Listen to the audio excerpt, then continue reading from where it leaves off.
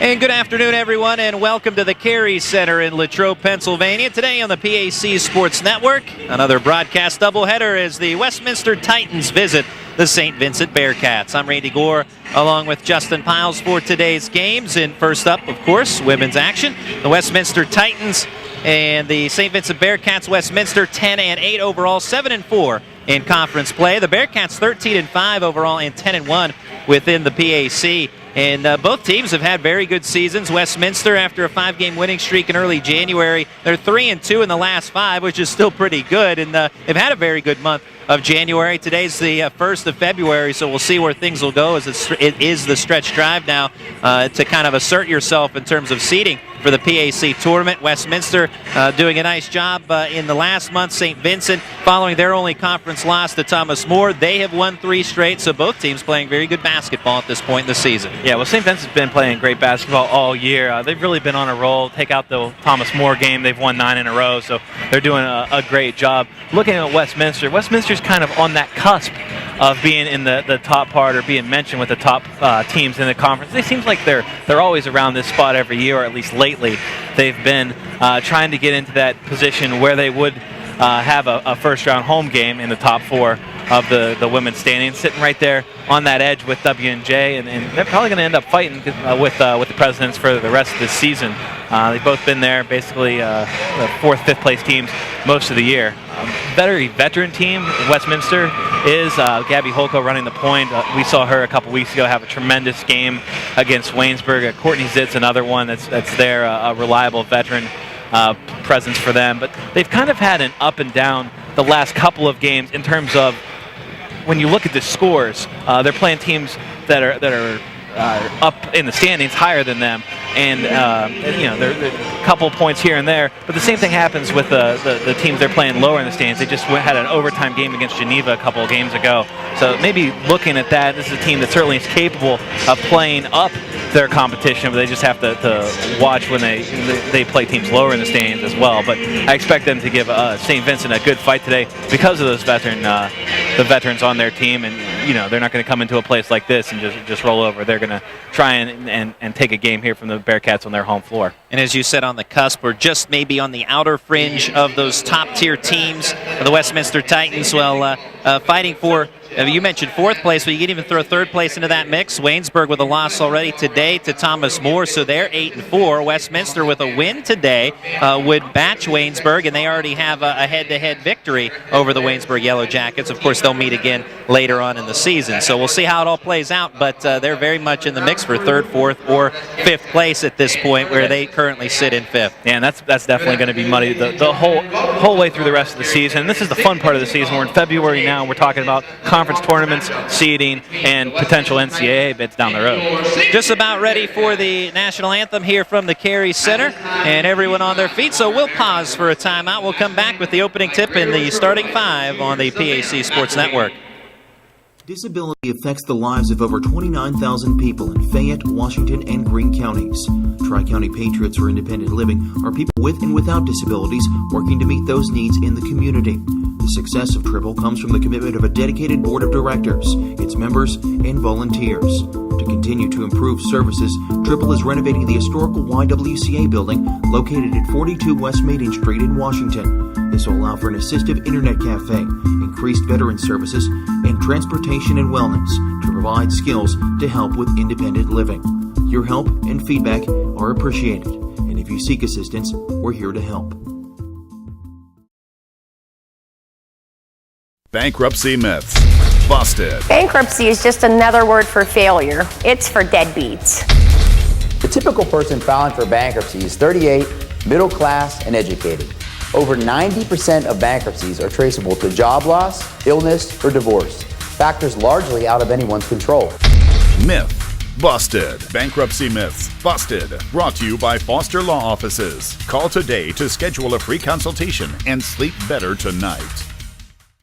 For 3 generations, Sharps Furniture has been proud to serve Southwestern PA with their brand of personal service. Being an authorized dealer for Lazy Boy, they are dedicated to providing the finest quality products made here in the US of A. Looking for custom upholstery? Sharps carries a large selection of upholstery to choose from, all made in America. And their friendly staff will deliver right to your front door. Sharps Furniture, your authorized Lazy Boy dealer. Family owned, family operated since 1917. Located just off I-70, exit 19B in Washington, PA.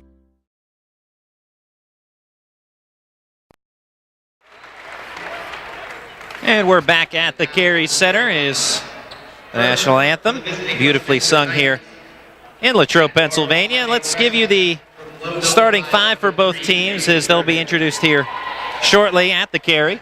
For the Westminster Titans, led by 12th-year head coach Roseanne Scott. Number 3, 5'8" freshman Rachel Durbin. Number 15, 5'10" senior Courtney Zitt. Number 22, 5'6" senior Gabby Holko. Number 23, 5'8" senior Hannah Schaefer. And number 24, 5'10" junior Allison Bortz. Again, for the Titans, it's Durbin, Zitt, Holko, Schaefer, and Bortz. For the St. Vincent Bearcats, led by head coach Jimmy Petruska in his 4th year with the Bearcats. Their starting 5, number 0, 6'2" senior Taylor Mathers. Number 1, 5'2" freshman Jasmine Weems. Number 4, 5'6" junior Elle Collins. Number 11, 5'7" junior Allie Schmidt. And number 20, 5'9" freshman Mara Benvenuti. Again, for the Bearcats, it's Mathers, Weems, Collins, Schmidt, and Benvenuti. Also, our triple three-point shooters of the game, Tri-County Patriots for Independent Living. For the Westminster Titans, it's Gabby Holko. She's 32 of 96 for the season, hitting at a 33% clip. For the Bearcats, it's Elle Collins, who's 36 of 113 and hitting at a 32% pace. And Elle Collins, just a couple weeks ago when we were here, she was under 30% and one of the best three-point shooters in the PAC. And she is starting to catch fire here in the second half of the season, which is dangerous for everyone else in the conference. Yeah, she has a knack for once she hits one, she can rattle off multiple three-pointers right in a row. We saw that in the second half of the Waynesburg game when we were here. So, a streaky shooter, yes, very good shooter from the outside. You definitely not want to leave her open. Today, because of the 4 o'clock start, we're a little bit later than normal, so we have some women's games already final. You mentioned the Thomas More defeat of Waynesburg. Also, Grove City knocking off Bethany 75-69. And Thielen W&J, that one's almost to halftime. W&J has a slim lead over the Tomcats there. 26-22, 30 seconds to go first half. So a couple games already final, another one about a half ahead of this one. We'll talk about that one when it goes final too. So standings already getting a little bit shaken up. You talked about the Waynesburg loss, what it means to Westminster and W&J. They're fighting for that third spot. St. Vincent trying to hold on to that second spot. Ready for the opening tip, and one by the senior Taylor Mathers, and we are underway from the Carey Center. Jasmine Weems, the guard into Mathers, looking for Collins baseline all the way through to the left side. Allie Schmidt, top of the key, dribbles left, finds Mathers from the free throw line, jump shot, sinks it, 2-0 Bearcats. And on that possession, Allison Bortz trying to follow around Taylor Mathers. Mathers just so much bigger. Her wingspan makes her a huge target for that entry pass into the post, and she definitely has to touch to make the jump shot just like she did. Now trying to get it over Mathers, and with a tough shot, Durbin unable to connect, but Courtney Zitt had possession, but the bounce pass giveaway to Benvenuti. Interesting in talking with both teams' head coaches today about the strategy this afternoon. Jump shot missed by Weems, rebound goes to the Titans and Allison Bortz, but talking with Coach Jimmy Petruska, the Bearcats, in knowing how Westminster had defended them earlier, expecting a lot of zone, said that the 1-3 zone that Westminster used against the Bearcats in that previous meeting did give them some problems, so perhaps might see a little bit more of that. Talking with Coach Roseanne Scott, she said, especially in regards to Mathers, that they may use a little more man-up defense to try and prevent Mathers from having the type of game that she did in that previous meeting, as Mathers had a career high, actually a school record, 9 blocks in that game and a double-double. She was tremendous. Courtney Zitt, as it's still 2-0 St. Vincent. Zitt is fouled by the Bearcats. Charge it to Allie Schmidt. And in mentioning the previous meeting, the final score in that contest was St. Vincent 82, Westminster 70. That was out at New Wilmington. Here in Latrobe today, Westminster on the road in their navy blue uniforms. Jump shot by Schaefer, no good. Rebound Mathers. L. Collins up to Schmidt. Back to Collins, left wing. Schmidt surveys, has Mathers in the paint. Good positioning as she backs off Bortz.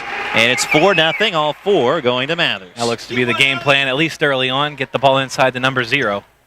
That's it. Mathers, 20 points and 16 rebounds as we get up close and personal with Rachel Durbin here at the scorer's table. And the theft by the St. Vincent Bearcats. Benvenuti pass left to Schmidt, baseline, and block and foul from behind by Courtney Zitt.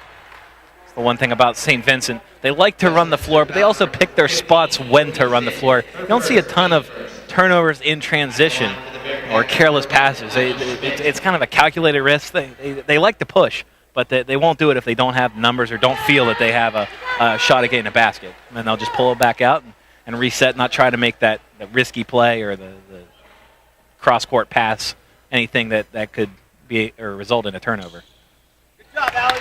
And the second free throw drops in for Allie Schmidt. Kind of judicious aggressiveness, if you will, in the transition game for St. Vincent, as you were describing. That you don't take it if it's not there. Don't force the bad pass. There's a near steal by Schmidt. Ball still loose in the backcourt, recovered by the Westminster Titans and Hannah Schaefer, 5'8" senior. Schaefer, the top rebounder for the Titans. Up and under attempt by Zitt. She is fouled. Tough angle, and really Zitt bailed out on the foul by Taylor Mathers. Is it under the hoop, just trying to throw up a shot off the backboard on the reverse lay-in attempt. And Mathers bailed her out with a push foul. Zitt free throw is true.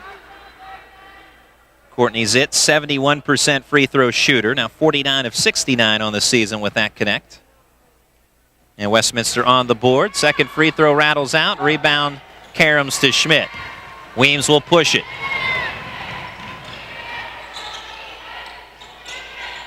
Collins fakes a pass inside, will go left perimeter to Schmidt. Now Benvenuti open for three. Benvenuti no good. Rebound Mathers. And her attempt, air ball, rebounded by Bortz. And there's a steal by Mathers on the back end. Coach Roseanne Scott talking about Taylor Mathers as there's a forced pass. A little too strong on that effort underneath the Schmidt by Collins. Timeout called by the Westminster Titans. We'll keep it here for the time being as we're at 5-1 our score favoring St. Vincent with 16:59 to go in the first half.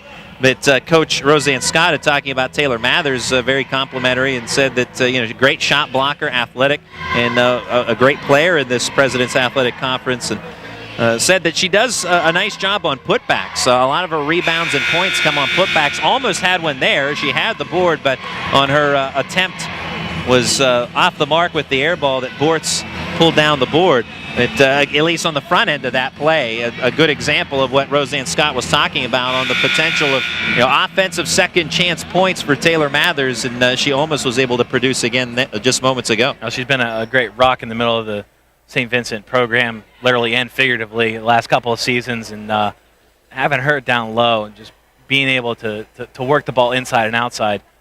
She does a great job of seeing the floor. Once the ball goes into her, she'll look for a shot. She'll look for her teammates, try and set them up as well. And she has a nice touch around the hoop, like you're saying, on the putback attempts. And I think Coach Petrowski is just sad that he's only had her for 2 years. It's just her second year of playing college basketball after playing in high school. Jump shot, two-pointer, nothing but net for Rachel Durbin, the 5'8" freshman, and it's a 2-point game. Durbin out of Levelville, Ohio, and Levelville High School. L. Collins in possession, top of the key, has Schmidt. Schmidt dribbles right into the lane. The floater rattles out. Rebound Courtney Zitt. Now Westminster will run with it, and will slow it up in the half court. Courtney Zitt kicks it out to Schaefer. Bortz dribbles in on Mathers, and there's Mathers with a block. L. Collins will bounce it on a couple of hops up to Schmidt. Then Schmidt over Schaefer. Her shot is blocked by Hannah Schaefer. A couple of big forces down low. Schaefer just 5'8" in comparison to the 6'2" Mathers, but Schaefer plays a little taller than she actually is. And there's Schaefer with a strong baseline drive, and we're even 5-all. Schaefer, who leads the Titans with 146 rebounds, 40 assists, and averages 7 points per game. Picks up a deuce just moments ago. We're even. Weems able to slip by Durbin. Jump shot no good. Zitt with the board, and she'll jog into the forecourt. Roseanne Scott mentioned that they want to play ball control on offense.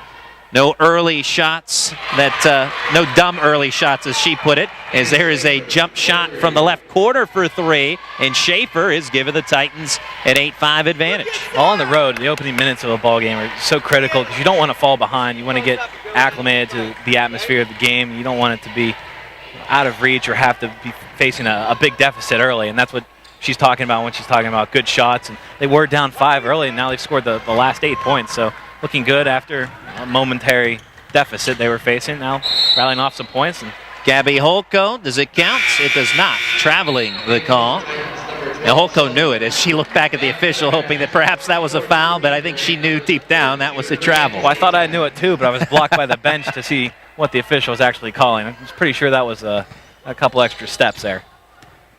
As you were speaking of with the ball control, that's exactly what Coach Roseanne Scott's hoping for her Titans. She wants to be able to limit the transition offense of the Bearcats. She doesn't want to see the shots go, very one-sided, where it's 80 shots for St. Vincent and just 50 for Westminster. And that being the ball control, you have to take smart shots in doing so. And there's another miss by St. Vincent as they have grown cold. It was 5-0. Now it's 8-5 Westminster. Zitt, left side Holko, directs traffic. Collins almost poked the ball loose. Now inside to Zitt, able to muscle her way in on Schmidt. And now Westminster 10-5. It's a 10-0 run, and Jimmy Petruska wants a timeout. We'll take a timeout with him. We'll be right back on the PAC Sports Network. When you are in need of fast, affordable, and professional voiceovers, contact TimeAd Productions. TimeAd Productions offers voice services for business presentations, documentary narrations, radio, television, imaging, and commercials, movie trailers, corporate phone systems, websites, audiobooks, and more. Visit or contact us online at www.timeadproductions.com. Back out of the timeout by St. Vincent. Both teams expending one timeout in the early going. We're under the 15-minute mark, actually approaching the 14-minute mark of the first half, and Allie Schmidt will send it into Jasmine Weems, the 5'2 freshman. Weems, the team leader in assists with 53, dishes it off. Westminster able to weather the early storm where it was 5-0 against them, and now it's 10-5 Titans. Miss out of the left corner, rebound Courtney Zitt. Zitt nearly travels, passes it off to Courtney Klein. Now Durbin for a perimeter jump shot, sinks it. And that is a deuce, 12-5 Westminster. Everything is going in for the Titans right now. 5 of 9 from the field. On the other side, St. Vincent 2 of 11 and missed their last half dozen shots or so. Collins off balance, no good, gets the loose ball. Actually looked like she stripped it free from Shelby Brown. And Collins misses from the right wing, rebound Holko. And Holko, talented point guard, as you talked about early on, Justin. We saw her a couple of weeks ago against Waynesburg have a terrific day. Was our Foster Law Office's player of the game. She does a nice job. A couple steps there, turnover to the Bearcats. Holko does a nice job of being a facilitator, also a scorer, though. She's able to drive. That's one of the things that you like out of your point guard. Not afraid to drive the lane against the bigger bodies. That gets the defense moving, then there's a possibility for either a foul on a shot attempt, a kick, pass across the lane. It's one of those things that gets the defense sagging if you have a point guard that can attack and especially penetrate and be a scoring threat on penetration. Drew Meeker from the right wing, no good for 3. Rebound Titans, Jenna Grandy with it, up ahead to Schaefer. And now from the left wing for 3, Westminster. That rattles out for Shelby Brown. Rebound St. Vincent. Here comes Jessica Welch. Weems eyes the bucket, swings it right. Up top, Brianna Zajac to Weems. Right side, Meeker. Meeker. Left wing, Welch for the triple. Welch off the front of the rim. Rebound Zajac, but falls back onto the hardwood into traffic. It's stripped loose by Durbin, but out of bounds off the Titans. You're seeing the St. Vincent bench right now. A lot of reserves in, non-starters in the game. One thing Coach Petruska likes to do is use that bench, get them experience, but also right now trying to find some kind of combination to get them some offense. For three, Meeker. Shot still cold. Meeker follows her shot. Nicely done. Gets the rebound. Weems from the left side. And finally, St. Vincent back on the scoreboard. They had gone cold for quite a while. It's 12-7 now. Lead is 5 for Westminster. Tip off the pressure D from St. Vincent and the steal. Ahead to Weems for the lay-in. And just like that, back-to-back buckets for Jasmine Weems. Yeah, Weems with a personal 4-0 run, but you can really contribute both of those baskets a little bit to Drew Meeker following up her three-point shot. She doesn't follow it up. It doesn't create that offensive possession or the continuation of the offensive possession. Freshman hot early, Rachel Durbin with a three-pointer. So the two freshmen, Weems for St. Vincent, and now Durbin once again for Westminster. Weems, she'll try to match her, and she will. That's for 2. Jasmine Weems with 6. In about 30 seconds. Schaefer in some trouble. And the giveaway. Meeker with the steal. Has numbers for St. Vincent. Bounce pass Welch with the lean. No good off the window. Schaefer the board and is fouled.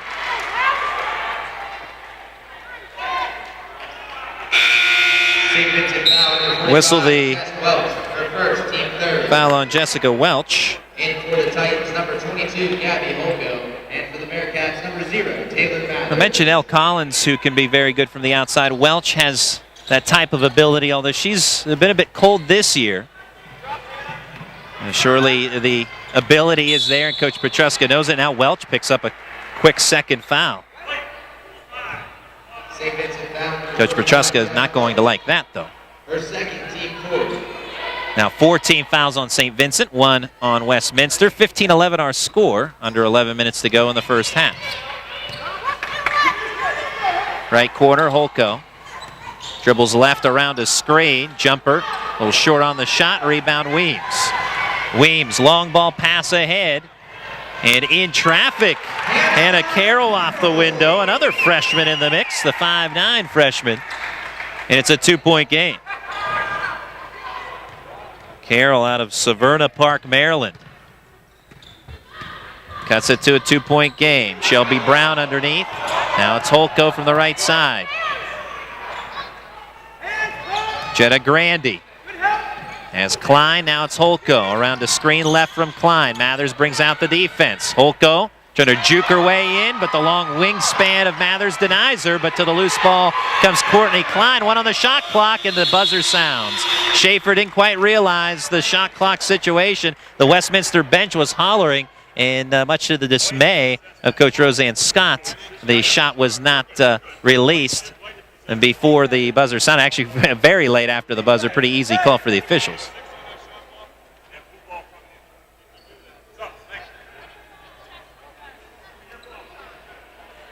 I think the officials are explaining how St. Vincent possessed that ball even just for a minute.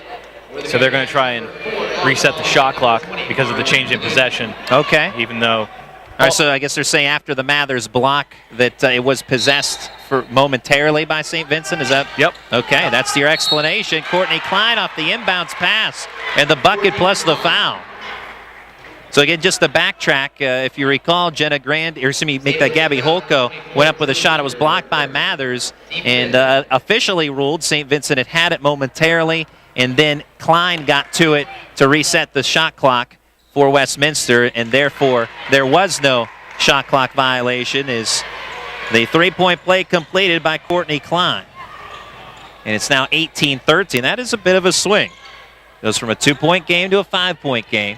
And rather it being a 2-point game in St. Vincent possession, it's a 5-point game, and there's Benvenuti for the triple.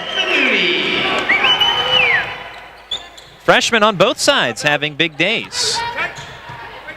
Benvenuti is one of the starting 5 as a freshman, as is Jasmine Weems. It looks like for the moment, at least, Westminster has solved this Bearcat trap. Foul on Schaefer as the ball was poked loose by Hannah Carroll. Westminster foul number 23. Yeah, it was a tough foul on her. I think it was just a loose ball that was poked away, and maybe she ended up grabbing a little bit of jersey or something. 18-16. Westminster up by 2. Titans have had the lead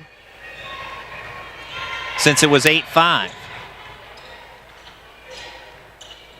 St. Vincent had jumped out to a 5-0 lead in this game. Looking inside for Mathers, but ball cut off, at least initially by Grandy. Bodies on the floor, and eventually escaping with it. St. Vincent, Mathers had got it out of danger, and now for 3, it's Drew Meeker, and St. Vincent has regained the lead, 19-18. A couple bodies on the floor there. Hannah Carroll going after it, passing it to Mathers, who was also on the floor, and then able to work that ball back out to get the 3-point shot and the lead. It's great work down low. A couple bodies on the floor for the Bearcats. A nice take there as she falls to the floor by Mathers. That's someplace that St. Vincent needs to go back to. They had success early on, the first couple of possessions, getting points. They need to work it back in. That's her first basket since the first minute of the game. Yeah, it was 4-0 Mathers over Westminster to begin this game, and that's just her first bucket since it was 4-0. Travel on Courtney Zitt.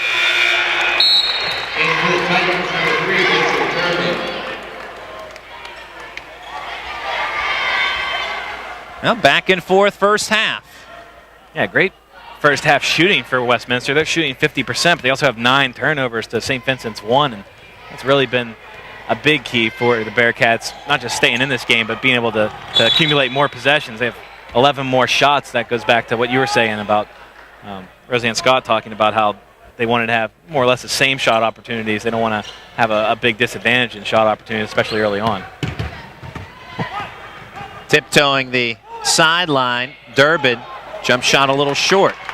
Rebound Carroll ahead to L. Collins is in the transition game. St. Vincent will back it out. Benvenuti from the top of the key floats a pass inside to Mathers. The defense collapses on her, but for a foul. Shot was no good, but to the line for a pair goes the senior Mathers. Foul on Courtney Klein. Her first. Third on Westminster. Fourth on Westminster. No, just the third.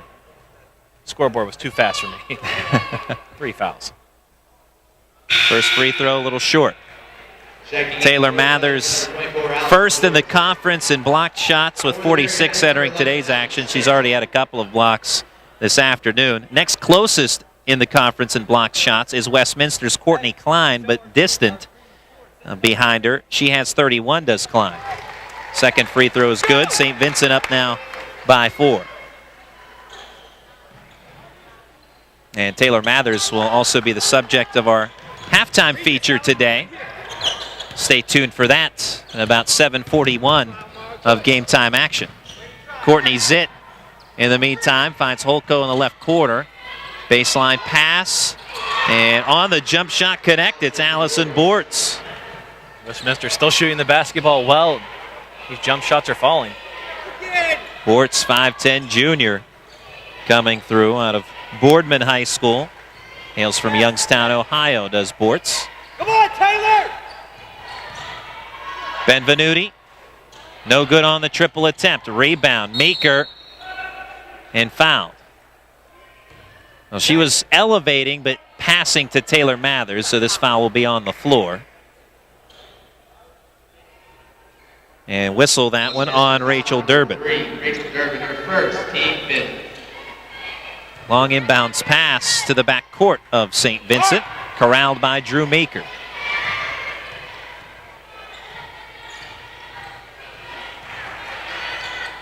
Two-point lead for St. Vincent. Pass tipped, but eventually finds its way into Mathers, and she takes care of the rest as Bortz gambled and lost, if you will. She tipped the pass, but once Mathers was able to corral it, had an easy bucket, 24-20.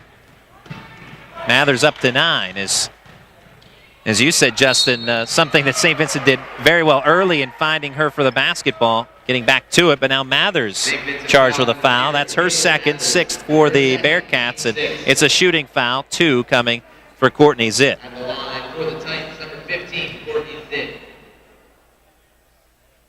And Zitt hits the first. Averages 11 points per game, does the 5'10 senior. Also averages 5 rebounds per game. Versatile ball player. And I mentioned this when we saw her last against Waynesburg a couple of weeks ago, but the healthiest she's been in a few years. Has had trouble with knee injuries the last 2 seasons, but healthy as she was early in her career with the Westminster Titans and producing. Also used to playing basketball in this town from Latrobe High School. Up and under move. Shot blocked. I believe it was Zitt who got her hand in there on that one. For 3, Grandy wide open. Nothing but net. Westminster retakes the lead, 25-24. Jenna Grandy was wide open. We had a great look at it. You could tell that ball was going to drop from the release. A little bit of a rainbow on it. But clean splash. No rim on that. Seems like after that lull we had around the 13-12 minute mark, everything's going in right now in terms of jump shots. And Grandy steps in front of a pass intended for Benvenuti for a steal. Zitt bounce pass. Holko in traffic is fouled. Schmidt in the area, and it will be number 2 on her. 11, Allie Schmidt, her second, team 6. 7th now on St. Vincent, although this is a shooting foul, so it's 2 anyway for Holko, but any foul will send Westminster to the line from this point out in the first half. First free throw drops through for Holko. That's her first point of the day. Team leader in scoring for Westminster, averaging 14.4 points per game. Also leads the Titans in steals with 30, assists with 40, and very good from the outside. 32 trays, hits at 33%. Missed on the second free throw, but offensive board for the Titans. And Allison Bortz. Shot blocked by Zajac, doing her best Taylor Mathers impression. 1-point lead for Westminster, off the glass, Benvenuti.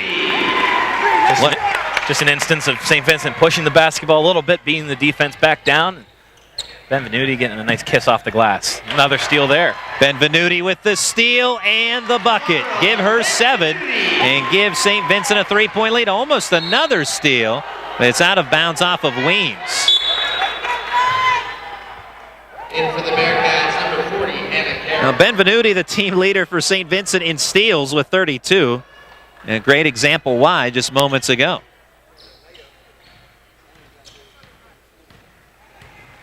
Five minutes to go in the first. Gabby Holko in the right corner. Grandy, this time no good, but follows her shot to tip out the rebound towards Zitt. And the giveaway. Zitt trying to save it and also prevent the backcourt violation, but the giveaway to Hannah Carroll. And then Carroll fouled on her way through the lane. Yeah, I don't know what prevented that backcourt violation, but St. Vincent basketball going the other way anyway. Carroll will be rewarded with a couple of free throw opportunities after the hack by Courtney Zitt. Second foul on Zitt. Free throw good for Carroll. She has 3.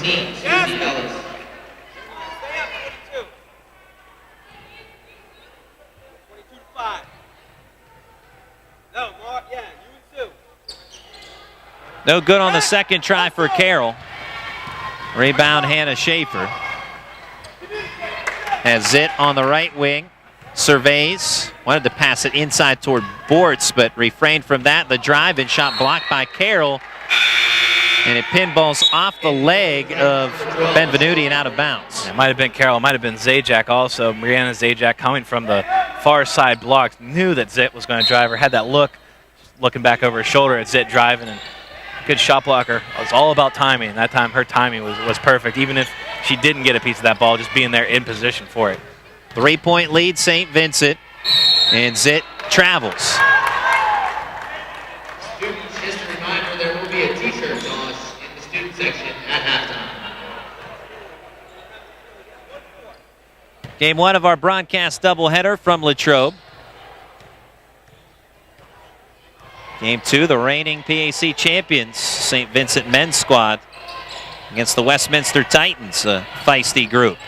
And here in women's play, bucket off the window for Zajac, 31-26. Really like the way she can play at both ends. We've seen her shot blocking ability, but it's a lot like Mathers when it comes to being able to finish around the hoop as well.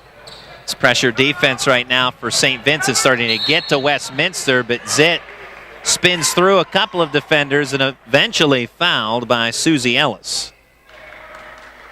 Tell you what, when you go through this score sheet, or at least I am, and you see how many freshmen have contributed for both sides, but especially for St. Vincent, Coach Jimmy Petruska has to be very excited about what the future has in store. I think you should be excited about what the present has in store, too. 13-5, 10-1 in conference. First free throw on the front end of the 1-on-1, no good. Westminster had the offensive board, but the giveaway to Benvenuti with another steal. Carroll open for three. Grandy tries to jump up in her face, but nevertheless drops in the rainbow. Does Hannah Carroll, and St. Vincent with a late run now. It's 34-26. Maybe when you said future, you were thinking about that three being made. He was just excited about the potential for points from another freshman. That's it. Grandy, no good from point blank. Rebound Carroll. And she is a freshman. Yeah, and you're absolutely right. The president has to be, Coach Petruska has to be very excited about what the president has in store as well with all these freshmen and playing beyond their years, evidently. I mean, to see them progress as quickly as they have, and that is terrific. Well, you're at the time of year. You're getting late in the year, too. A lot of the freshmen, or a lot of this team has played together. And this is when you really want the team to start gelling. February, we said at the beginning, conference tournament month. And you really want to be playing your best basketball in February, and hopefully it leads to good things down the road. Zitt, pass left corner. It's Grandy for the three-pointer, no good. Rebound, Benvenuti. Here comes the transition. Carroll, shot blocked by Schaefer. No, make that Shelby Brown, but it's a foul nonetheless.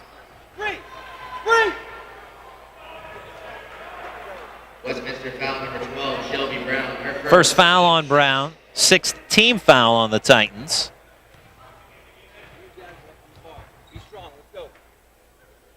And Carroll, with her 7th point now of the day, hits the free throw.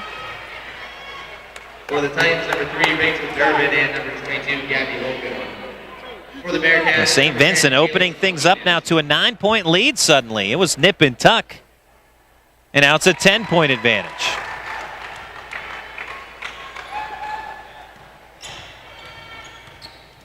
Again, that press by St. Vincent causing Westminster fits right now.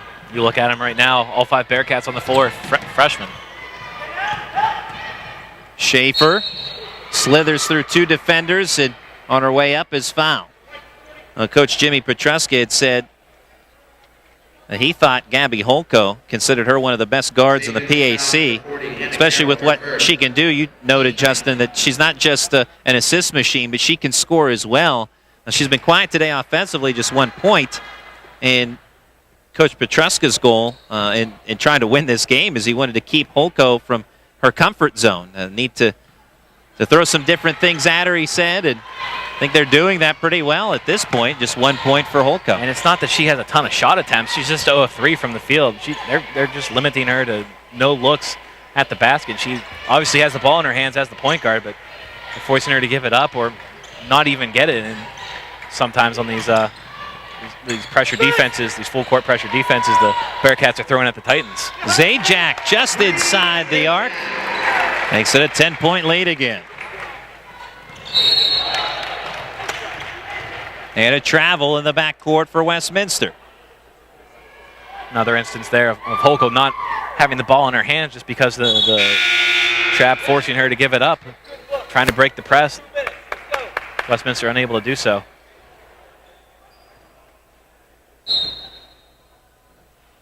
And inbounds pass goes to Carroll. Quick return effort in the right corner. Back out by Stocketis. And it's Benvenuti from the left corner. Spins her way, passes it out to Zajac. Juggles, hangs on, and the bucket. 12-point lead for St. Vincent.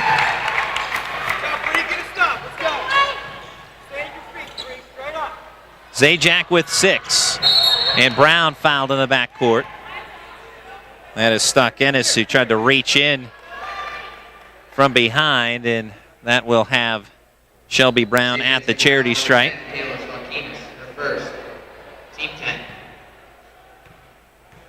Brown, 78% free throw shooter, hits the first.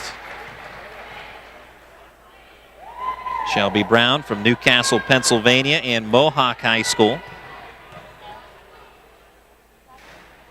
Drops in both.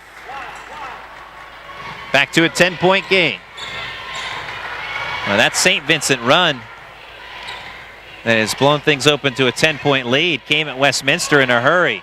For three, Carroll back of the iron, long board, tipped around off of Weems.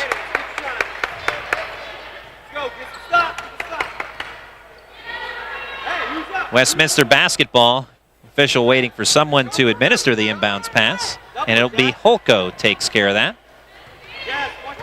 Tosses it into Shelby Brown. 40-30 our score. So defense right now for the Bearcats. Three-point try out of the left corner for Zitt, no good.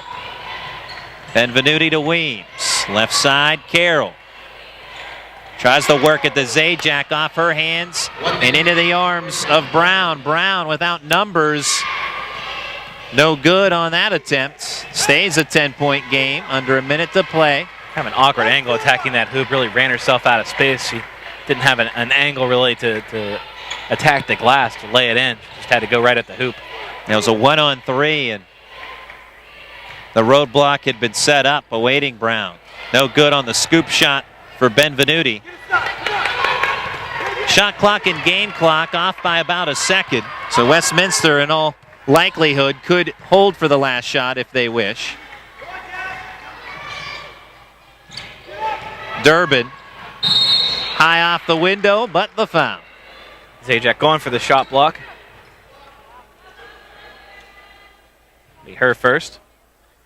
St. Vincent foul number 32, Bree Zajac. I like the way the Bearcats responded, especially being down. Didn't really do anything different, just had to make some shots, had to work it back inside. They saw what they were successful with, and the press was a big part of it. They were able to get points in transition and grab that lead and expand the lead, and did it relatively quickly. You like the resiliency of a team like that, but especially when they're not necessarily a veteran group. They've played together all season, but not really an experienced group when it comes to college basketball. So they did a nice job, at least this first half, of being able to settle things down and go back to what they do well. Travel on Weems with 3.8 seconds as Westminster with yet another opportunity for the last shot of the half. They're down by 9. Roseanne Scott wants Jenna Grandy in the game, and Allison Bortz exits, so they want the three-point shooter in the game. Get her in a hurry.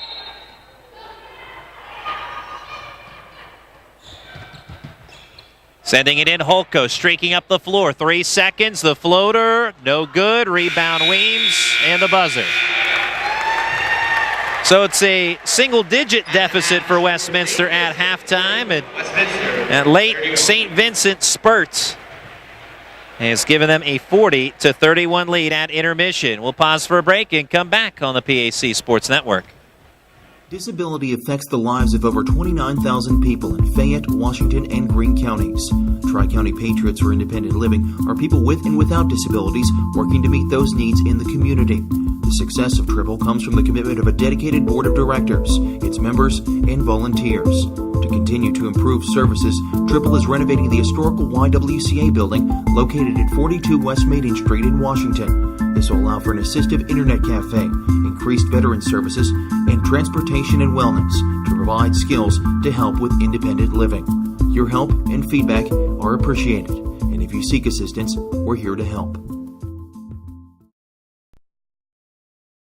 When you're seriously in debt, you know that feeling. It returns every time the phone rings.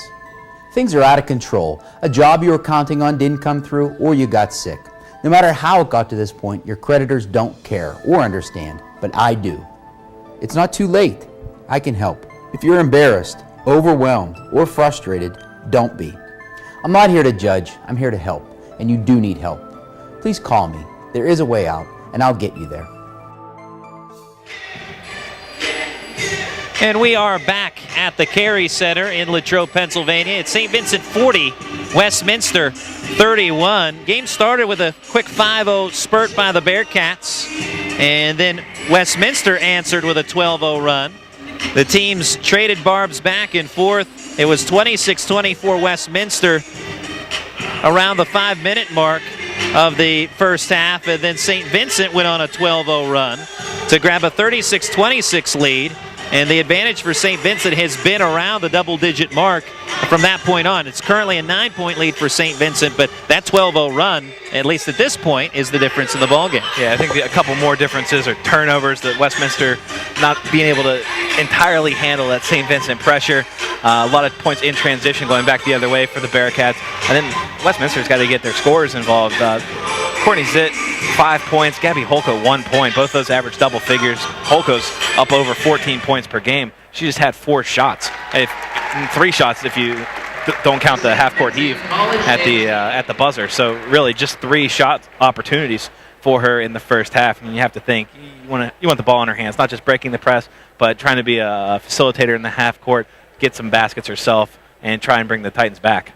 Part of the run for St. Vincent, they got back to finding Taylor Mathers, which worked well. She's up to 9 points today, the team leader for the Bearcats through one half. Rachel Durbin with 8, Hannah Schaefer with 7 for Westminster. Also, a part of that run was Mara Benvenuti. She has 7 points, knocked down a 3-pointer, and had a couple of steals in that mix. And Hannah Carroll with a 3, part of the 12-0 run for St. Vincent. So that's where we're at right now, 40-31, Bearcats leading the Westminster Titans. As promised, we have a halftime feature for you on St. Vincent's 6'2 senior Taylor Mathers. That coming up after this break on the PAC Sports Network.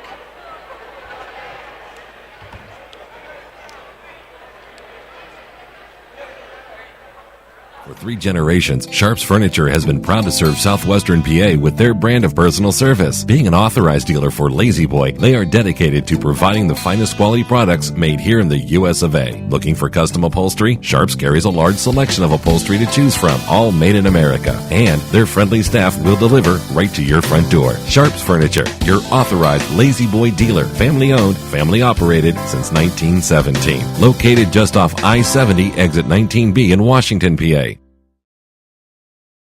A teacher, a basketball player, and a model, they're very different from each other. They are, but that doesn't stop Taylor Mathers from being all 3. Modeling was always something through high school that everyone's like, oh, you're tall, you're pretty, why don't you get into that? And it was kind of on the back burner. I didn't really think anything of it. I wanted to focus on my education and basketball. I just started doing my own thing, talking to people in Pittsburgh. Things that were safe, I would have my parents go with me and just do little photo shoots. It was just, building my portfolio up. And that's what I basically have been doing. Although she's mostly worked in the Pittsburgh area, Mathers did have the chance to audition for the TV show America's Next Top Model, which took her to New York City. I got a call back and they said, we need you in New York this weekend. You're going to have your private auditions. I'm more of a country girl, and so going to New York, it was definitely an intimidating experience. And I'm sitting in this small room with a bunch of girls, 60 girls that are all tall and beautiful models. And there were cameras all on us, and it was just an overwhelming experience. We had to do a catwalk in front of 10 producers and all the girls sitting watching, and then we had to do about a 10-minute interview talking to Tyra Banks in a camera. I went from a couple thousand down to 200, they lowered it down to, and I didn't get a call back after that, but it was a really great experience, and I'm glad I was involved with it, and it kind of, just got me out there a little bit more. Believe it or not, basketball and modeling sometimes overlap. A lot of shoots that I like to do are just natural shoots, nothing too extreme, but I did a fitness photo shoot with, I had a basketball and it was Nike kind of oriented. That was my favorite. It was with Paul Miser from the Pittsburgh area. Modeling has been put on the back burner as of late to make room for education and basketball. However, playing basketball wasn't always a part of Mathers' life at St. Vincent. Funny story about Taylor. We recruited her freshman year, and her academics is something that she wanted to focus on. So she kind of went away from basketball her freshman year. I came to St. Vincent to play basketball. Quitting was really hard. It was really difficult, but I didn't feel like I could juggle everything. I just felt so pressed with time and just the workload. So I made the decision to not play. It made me miss the game so much more. So come my junior year, it was right before we started practicing for the season. I saw Coach in the weight room and he was like, you know, there's always a spot on the team for you. He said that I'm welcomed, and I thought about it and I was like, you know what, I should do this. I really miss it and I'm gonna go for it. Very impressed with how she adjusted very, very quickly. And the tempo, the speed, the strength, she was right there, you know, and I would have been very excited to see her play her freshman and sophomore years to see where she'd be even further ahead right now. Junior year, I was able to manage a lot better. So I'm really upset that I missed my freshman and sophomore year, but I think it made me a stronger student athlete. Now that she's back, Mathers has made an impression on the team with more than just her playing ability. My outlook on life is I want to inspire people. That's why I want to become a teacher. I want kids to do the best that they can, and I want to be that stepping stone for them. I want to pump my teammates up. I know how amazing they are. They're amazing girls on and off the court, and I want to pump them up, get them all positive and do all that I can so they can do their best. Her leadership on and off the court is phenomenal. In the classroom, she carries a very high GPA, very positive demeanor, very optimistic, doesn't like negativity, and that's something that I also believe in. Taylor is a great person just in general, not just on the court but off the court. She's a motivator for sure. She's never negative. She's always positive with us, always cheering us up. You know, she gives us good tips as to what we can do better, what we can work on and stuff. So it's great playing with her. When any of us are feeling down or we're not hitting our shots, she's always behind us, cheering us on and saying you got the next one, and that really helps, especially in the games when we're not feeling so hot. She's right there, and she's our rock. I want everyone to be as much as a leader as they can. I want to be like her when I'm a senior. She doesn't ever bring me down, ever. She's always on me, but always positive. So that's how I want to be when I'm a senior and when I'm gonna have to be a motivator. While Mathers is challenging her teammates to be better, Coach Petruska is challenging her to a little one-on-one. Outside of games, when practice, I like to play one-on-one on her and block her shot left and right. And I don't always get it. I very seldom actually get it. Occasionally, sometimes he does. We were today in practice. Yeah, I was giving him a run for his money. You know, he brings it and I bring it, and we work hard and it's fun. I talk. I'll talk some trash and let him know that to keep it out of here and don't bring it in the lane, and don't talk some trash back, and it's a fun interaction. Dubbed by her teammates as the mom, she also encourages the off-court bonding. We are a really close team. We have so many different characteristics on the team, and when you just bring us together, it's just awesome. I love having team time. This has been the closest team I've ever coached in 12 years of coaching, 4 in high school and 8 now at the college rank. It's definitely the closest team I've ever coached, and I give credit to that, off the court stuff. Her time playing Bearcat basketball is almost over, but Mathers is excited about the opportunities that lie ahead for her teaching career and possibly modeling. Teaching is number one, and we'll see. I don't know where I'm at with the modeling yet, but if a great opportunity arises, I would be for it.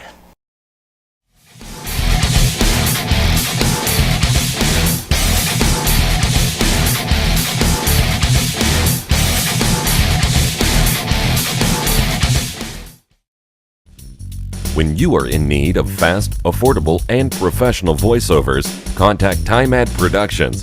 TimeAd Productions offers voice services for business presentations, documentary narrations, radio, television, imaging, and commercials, movie trailers, corporate phone systems, websites, audiobooks, and more. Visit or contact us online at www.timeadproductions.com. When you're seriously in debt, you know that feeling. It returns every time the phone rings. Things are out of control. A job you were counting on didn't come through, or you got sick. No matter how it got to this point, your creditors don't care or understand, but I do. It's not too late. I can help. If you're embarrassed, overwhelmed, or frustrated, don't be. I'm not here to judge. I'm here to help, and you do need help. Please call me. There is a way out, and I'll get you there. And we are back at halftime at the Carey Center in Latrobe. It's 40-31 St. Vincent. Before we went to our halftime feature today, we passed along some individual totals. We'll remind you very quickly, Taylor Mathers, the leader for St. Vincent with 9, Hannah Carroll with 8, Mara Benvenuti with 7 for St. Vincent. For Westminster, Rachel Durbin with 8, Hannah Schaefer with 7, and for some additional numbers, turn it over to Justin Piles. Yeah, for some team numbers, both teams shooting reasonably well. Westminster's 9 of 25 for 36%, St. Vincent 16 of 36, 44%. We mentioned before we went to the feature, the turnovers a big difference in the game. That St. Vincent press has really been harassing Westminster for a majority of the afternoon. 14 turnovers for Westminster compared to just 6 for St. Vincent. Points off turnovers, 17-3 advantage to the Bearcats, and points in the paint, 18-6, and a lot of those points in the paint are off of the turnovers, resulting in layups at the other end. So 18-6 in favor of St. Vincent. Bearcats doing a great job of really pressuring the ball as Westminster's trying to bring the ball up the floor, and they really couldn't in the first part of the game just because they weren't making shots. So when you don't make shots, it's hard to set up the press. And once the Bearcats started clicking on offense, really helped the defense set in and created more offense for them. Really helped them expand the lead. Had that big run in the middle of the first half, middle to the end of the first half, and let them really take control of this game.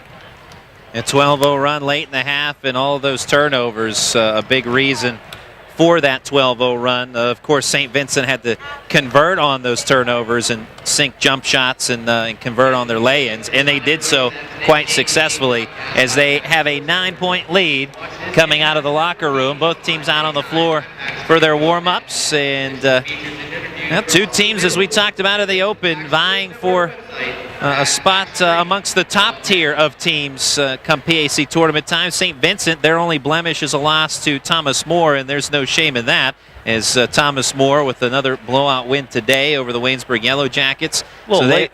Took them a while to get that blowout win. That was actually a 5-point game at halftime. I think it was in the 30s, 36-31, something along those lines at halftime. Then Thomas More ended up having a tremendous second half, won that game going away rather handily. And so Thomas More, you look at the conference standings, they're now 12-0. St. Vincent, they're in action right now, currently 10-1, as of course we're covering this contest here against Westminster. Waynesburg now 8-4 with the loss. W&J in action against Teal. Last we saw they had a lead on the Tomcats. Westminster, of course, at 7-4. Grove City now 4-8 with a victory earlier today. Bethany at 3-9. Chatham and Geneva. Geneva defeats Chatham today, so they are both 2-10 with a series split there. Not Westminster, W&J that you were talking about against Teal, leading by 13, 61-48 with a minute 30 to go. So might want to maybe think about putting that one in the president's column. All right, so we'll put that in our win column here for W&J. They are now 8-4, or soon to be 8-4. Teal soon to be 3-9. So things shaping up. This will be the last women's game to go final. So Westminster, if they are to come back in this game, they would pull themselves into a 3-way tie for third place if they can make that happen. But we shall see. Second half underway. St. Vincent with the basketball and the lead. Weems eyes the bucket, will pass near the free throw line to Benvenuti, and she continues her hot shooting from the first half. 42-31. Benvenuti up to 9. If those three teams are tied at the end of the day, or even if they're not, we have a couple of those teams coming up on a future broadcast relatively soon, Waynesburg and W&J. That's right, Wednesday night. So it should be an exciting doubleheader. And as we're talking about the women's play, fine women's contest. Two teams in the top 4 in the PAC standings. A three-pointer connect for Rachel Durbin. Pulls it to a 42-34 game. Mathers, though, off the fine dish. And it's back to a 10-point lead for St. Vincent. I'll put her in double figures now, 11 points in the afternoon. Kind of a quiet 11 points. It's been in spurts. Seems like she'll have a spurt of 4 to 6 points, and then we won't hear from her for a little bit. They'll work it back inside to her. Durbin draws the foul. No, offensive foul. Offensive foul on Rachel Durbin. And Durbin took the brunt of that as she comes up holding her hip, but she's okay. She jogs it off and stays on the court. But offensive foul on Rachel Durbin. That'll be her second. You can credit Mara Benvenuti for drawing that offensive foul. Charging call. Elle Collins. Elle Collins has been quiet. No points, but doesn't matter. St. Vincent with a 10-point lead. Inside look, Mathers, miscommunication, wanted Schmidt. And Schmidt had vacated the area where she once stood, and that's where the pass went. That's one of those where you'd like to see the pass. Mathers kind of had a feeling of where Schmidt was in the corner, but you really like to see that pass when you make it, make sure the player's still there. The no-look pass went to nobody. Hannah Schaefer goes cross-court Durbin. Back to the ball control for Westminster, looking for the right shot. Bortz, as she had Mathers hovering over her, tried to pass it out from near the right side of the paint. And it's a jump ball arrow with Westminster. These Bearcats go right after the basketball. Watch, every time Westminster picks up their dribble, they immediately attack the ball, where it's grabbing with two hands or just getting in the face. We have an issue with the shot clock, or 3 to shoot right now. I think we're going to keep it that way. So 3 to shoot. Coming out, yes, get up! Quick inbounds pass, and Holko no good off the shot. And rebound Weems. Weems ahead to Schmidt. Schmidt sifts her way through, dishes it off underneath Mathers. Muscle move, but the foul. She lowered the shoulder. And when you see a 6'2" player lower the shoulder like that, pretty easy call. Three fouls on Mathers real quick. So it's score stays at 44-34. We've been at that point for a little while now. Schaefer comes open for the two-pointer, sinks it. 8-point game. Hannah Schaefer with 9.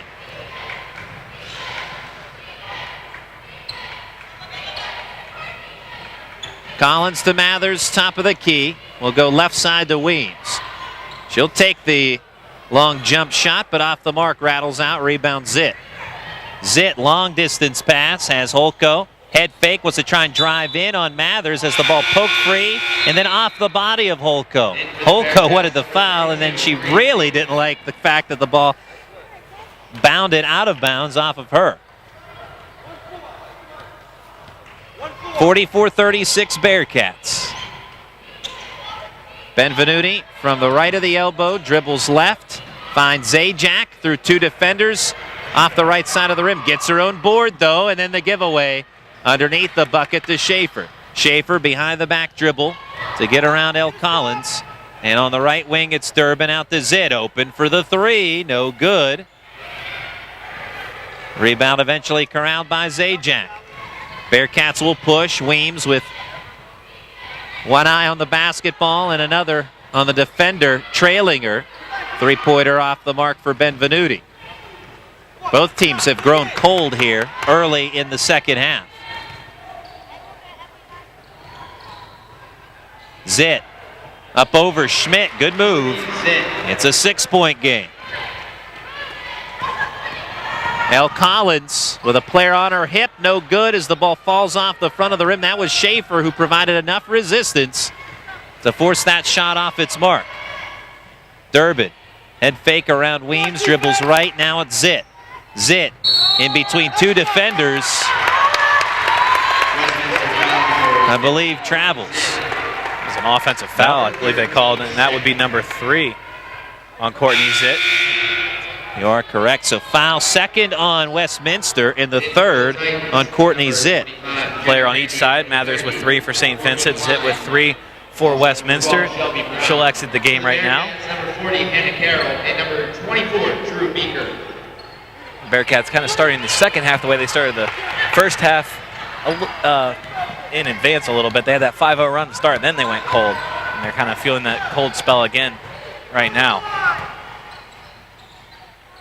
Hannah Carroll, top of the key, wants a flow to pass inside for Zajac, but good positioning defensively for Courtney Klein for the steal. Kind of try to force that pass to Zajac. Not a whole lot of window there to feed it into. Klein, a quality player off the bench for Roseanne Scott at 6 feet. Also started a few games this year. And there's a steal by Jasmine Weems. Weems with a 3-on-2, pull-up jumper. Tipped out of bounds off of Westminster. Jenna Grandy pulled up like it was off of St. Vincent. She didn't even go for the ball. I think she thought it was going to be Titan basketball. Inbounds pass, Meeker cutting. And it's 46-38.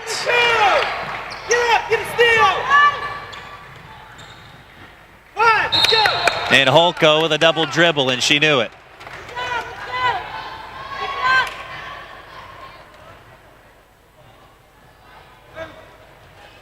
So a costly, well, could be a costly turnover. It is a turnover. We shall see if it does become costly. It's an 8-point lead for St. Vincent. Under 15 minutes to go. It's Meeker, top of the key. Carroll for 3.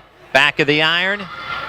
Volleyball game. Benvenuti dishes it off to Zajac, and then Zajac, who's caught by surprise on the pass, tried to kick it out, but the steal Schaefer and the lay-in with the left hand.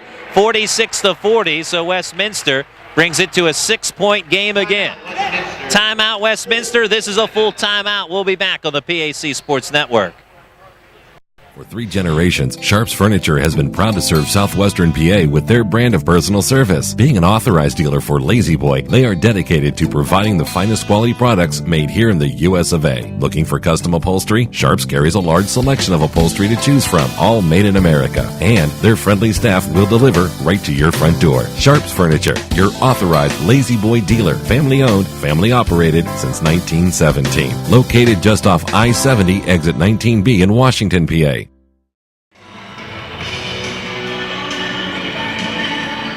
And we are back at the Carey Center. Hannah Schaefer with 11 points for Westminster. And that last lay-in has cut it to a 46-40 ball game. Yeah, hanging around a little bit.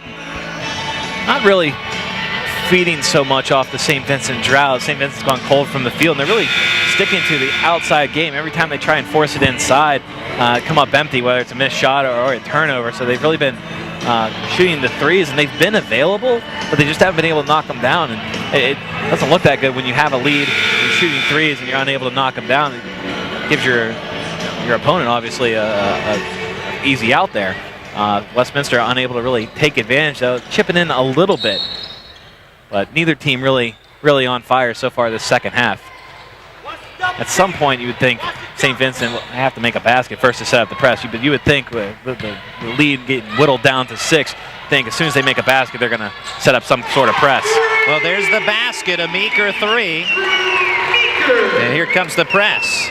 And a steal. Benvenuti loses it, though, as the ball's poked free and kicked around. Bortz with a kickball, and St. Vincent will hold possession.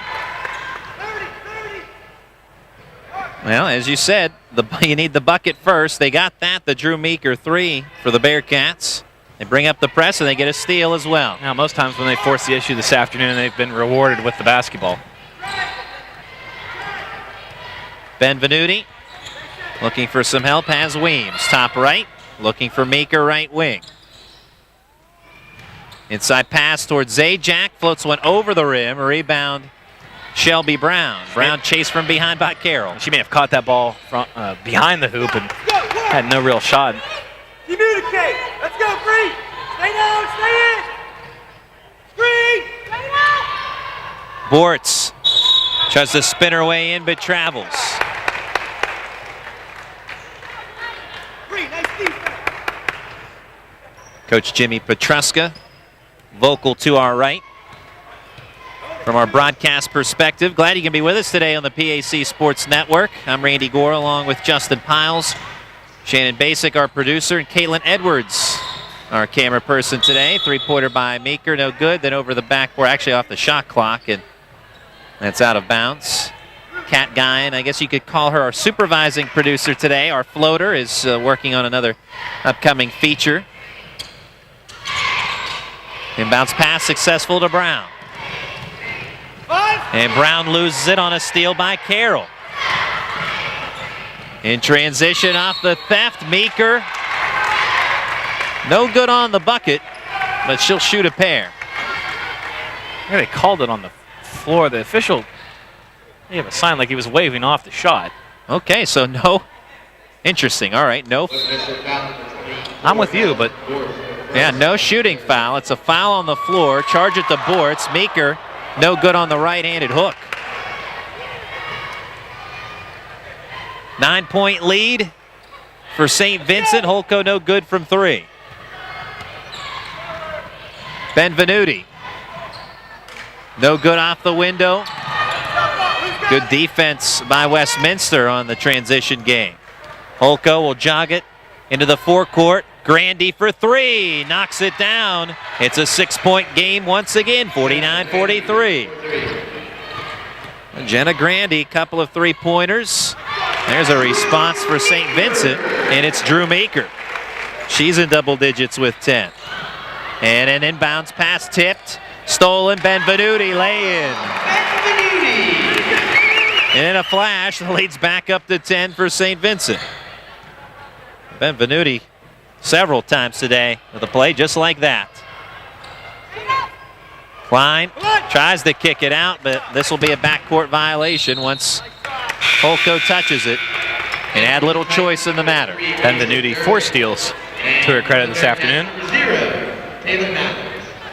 Hannah Carroll also with 3. Bearcats as a team 9 steals on 23 Westminster turnovers. 24 now with a backcourt violation. Lead has fluctuated between 10 and 6 points in the second half, but St. Vincent has been in front throughout. And an important 12-0 run late in the first half has had the Bearcats in front ever since. Mathers with the jump shot. Mathers up to 13. She averages 15 points per game. Durbin pass to Holko.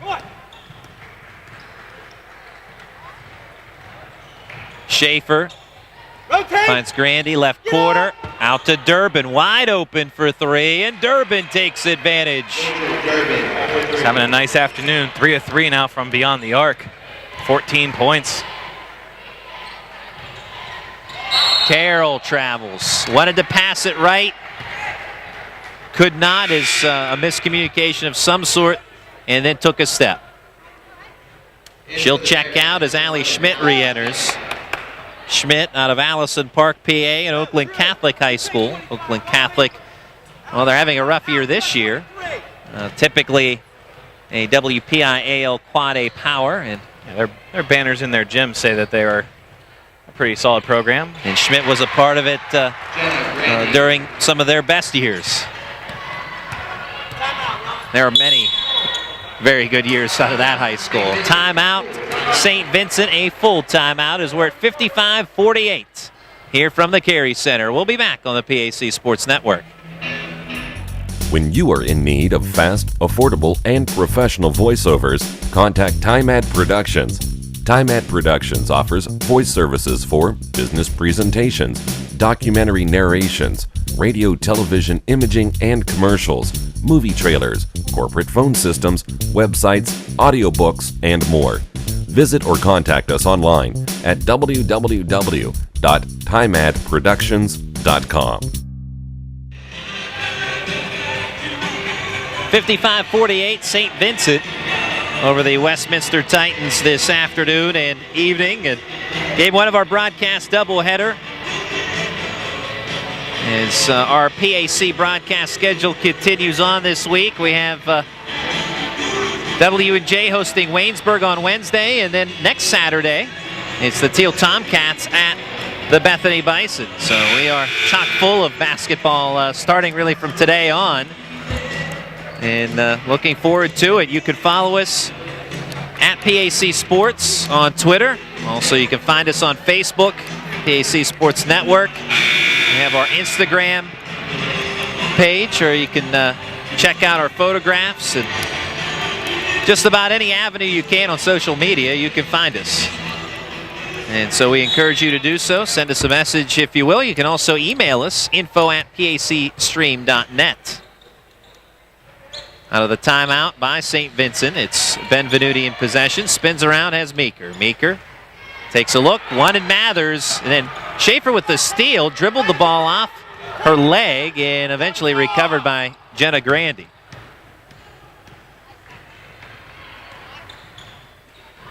Three-point try, and this time it's Schaefer. Westminster is pulled within 4.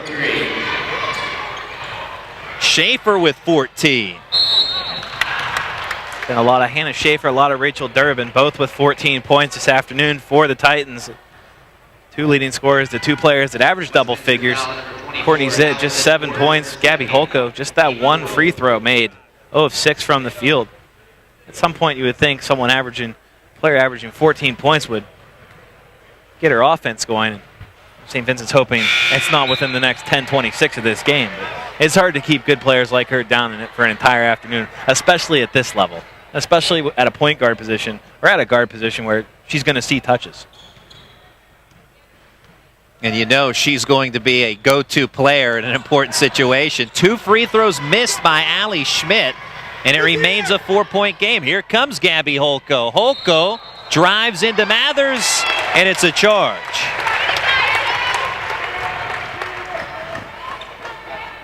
First on Holko, but it gives the ball back to St. Vincent. 5th team foul on Westminster. Only 1 team foul in the second half for the Bearcats. That was a big call there. Mathers with 3 fouls. If that goes the other direction, she picks up her 4th. Foul on Holko, 2nd in quick succession. No, you're absolutely right. If that goes the other way, huge turnaround. Approaching the 10-minute mark of half number 2. Weems. Out of bounds off the fingertips of Benvenuti. And those two not quite on the same page. Durbin, Rachel Durbin, not quite sure what may have happened to her, but she is wincing in pain, headed toward the bench. The freshman, Courtney Zitt, will check in for, but Durbin has been a big part of this effort today with Westminster. She has 14 along with Hannah Schaefer. And it was behind the play, whatever it is that might have occurred to Durbin.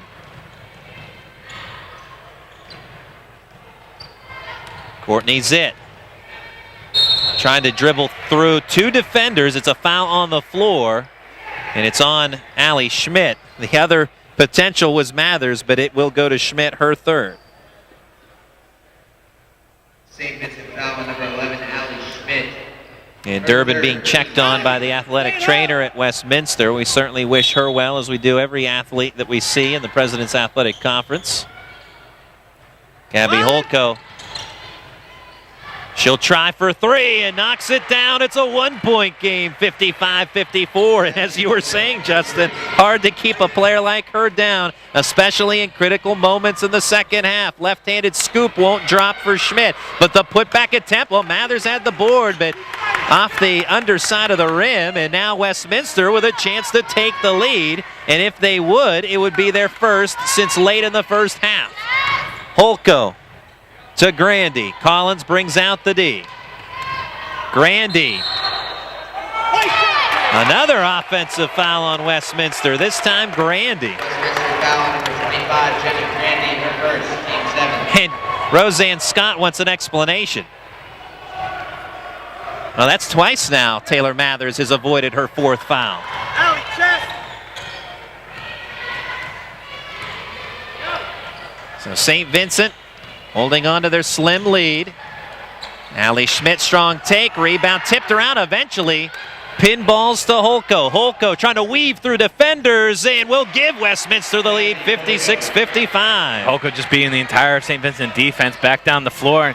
Jasmine Weems had a shot to stop her, but Holko too shifty. And there is Taylor Mathers, as once she got that pass over Allison Bortz, nothing going to stop her from that bucket. 57-56. Grandy with the rainbow. Out of bounds off of Schmidt.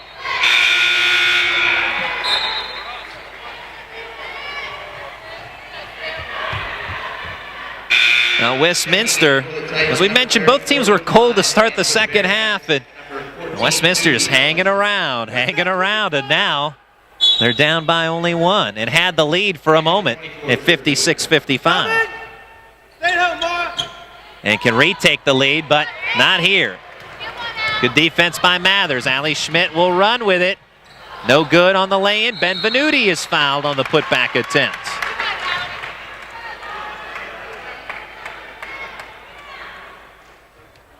Westminster foul number 23. Foul on Hannah Schaefer. That's the second on Schaefer. 18 fouls on Westminster, just 2 for St. Vincent. First free throw, nothing but net for Mara Benvenuti. Benvenuti, a 79% free throw shooter.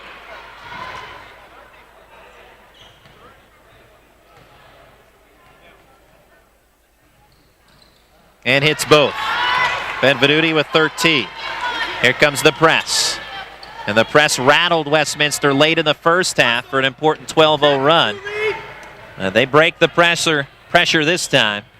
Courtney Zitt, baseline move, able to get by 2 defenders, including Schmidt and Ellis. And it's a 1-point game, 59-58. Schmidt out to Meeker.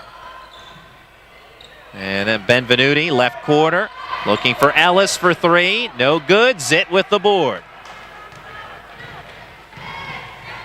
Klein doing a nice job of sealing off Mathers, not letting that pass get inside to her, and then boxing her out on that shot attempt. Schaefer tries the right side, is fouled.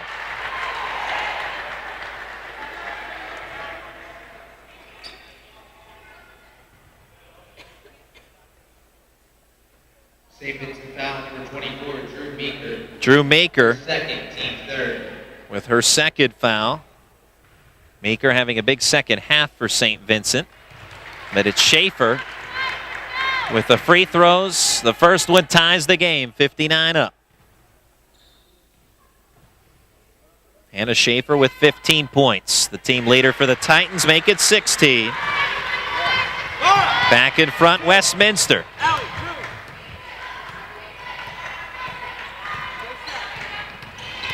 Seven and a half to go. 1-point lead for the Titans. Schmidt crosses over right. Scoop shot, lay in. Lead back with the Bearcats.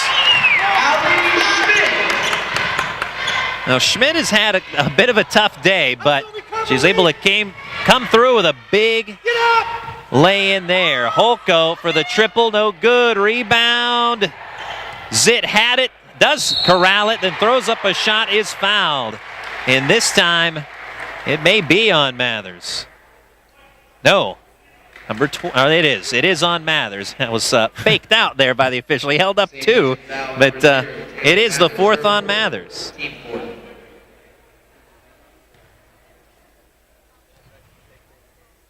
Courtney Zitt hits free throw number 1. She's in double digits with 10. Zajac re-enters. L. Collins re-enters. Mathers and Ellis to the bench.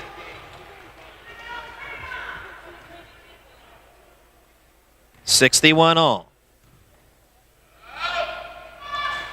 It will stay that way. Rebound Schmidt off the miss by Zitt at the line. Westminster definitely has a little bit of momentum right now. Tie game with 7 minutes to go. That's an eternity right now. It's game far from over. Miss Durbin, who's back in the game. Glad to see her return and at full health. Collected the rebound and passes it off of the forecourt to Holko. Holko trying to create, lobs a pass to Klein. Klein floats one, but off the mark. Rebound Schmidt. Schmidt without numbers, but weaving. And Schmidt draws a foul. And it's Holko, her 3rd. Westminster foul number 3, Rachel Durbin. No, excuse me. Make that Rachel Durbin, not Holko. And Allie Schmidt at the stripe. First shot, she connects. Number 24, Allison Morris, and number 25, Jenna Grady. As you said, Justin, now at 6:35, that is an eternity left in this game as it's a 1-point contest and make it a 2-point contest. Schmidt with 5 points. The pressure aligned right now for St. Vincent. Schaefer in the backcourt. Ahead to Holko. Holko has Zitt open on the left wing. Dribbles in toward the paint. Right-handed shot. Good, plus the foul. And she's starting to come alive here in the second half. Courtney Zitt. Back-to-back strong takes to the hoop, picking up a foul.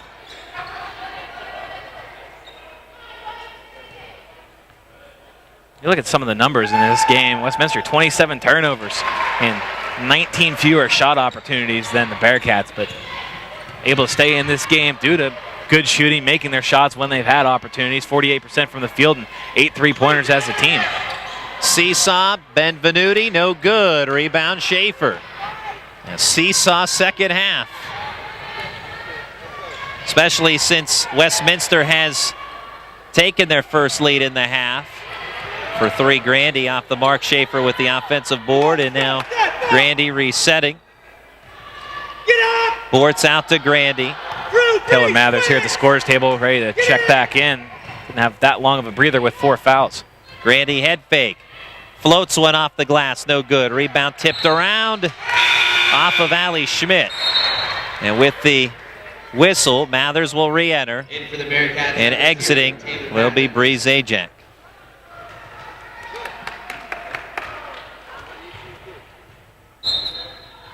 (64-63) Westminster.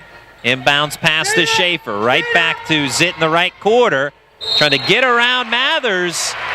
And that is the foul, the 5th foul on Taylor Mathers. So as soon as she re-enters, she is gone for the day.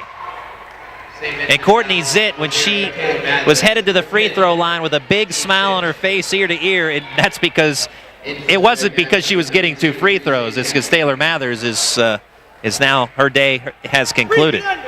She knew what was accomplished. Well, that'll make things a lot more interesting here as the very talented Taylor Mathers will have to watch the remaining 5:35 from the bench. Zitt hits the first.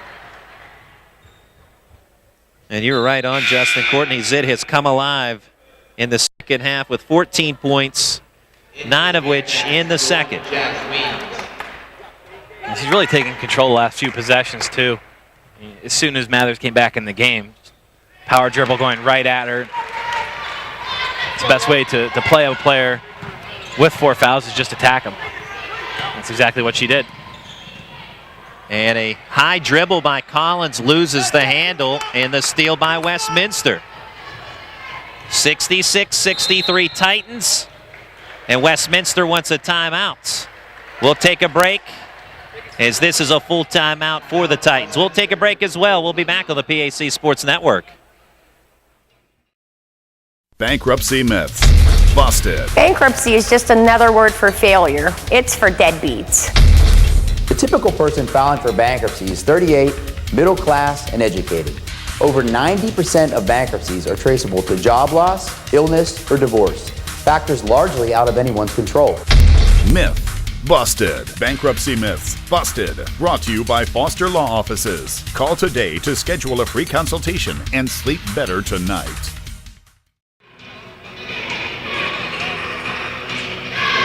Back in Latrobe at the Carey Center. And if you're just joining us, in the first half, Westminster had a 26-24 lead before a 12-0 run by St. Vincent had given the Bearcats control, and ultimately a 40-31 lead heading to the locker room. Westminster whittled down that lead in the second half and took a 56-55 lead. It was their first lead since it had been 26-24 Titans. And from that point on, the seesaw battle ensued. And as it was 64-63 Westminster, Courtney Zitt drew the 5th foul on Taylor Mathers with a drive to the bucket. And Westminster, as Zitt converted both of her free throw attempts, they own now a 3-point lead, and they have the basketball again out of a timeout.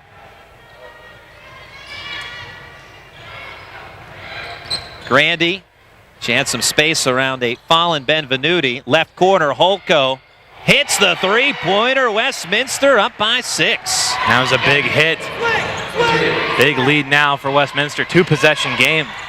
And now Holko with the steal.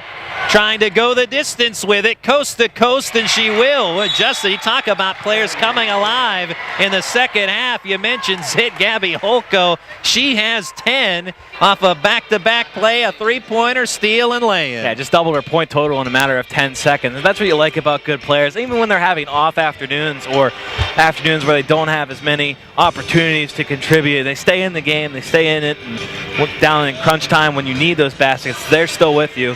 And being able to make a three from the corner, just as huge as being able to pick up a steal, go the length of the floor, get the lay-in, and increase Westminster's lead to their biggest of the afternoon. 8-point lead, just tremendous playing from Gabby Holko. And you could tell earlier in the afternoon how frustrated she was. And she had a double dribble call up here at the half-court line, and just a frustration on her face, just seeing just the way the afternoon had been going for her up at that point. You could read the frustration on her face, and she wasn't having a good afternoon. But being able to stay in the game and being able to contribute, finding a way to contribute, even if you're having a down game, is a great asset to have.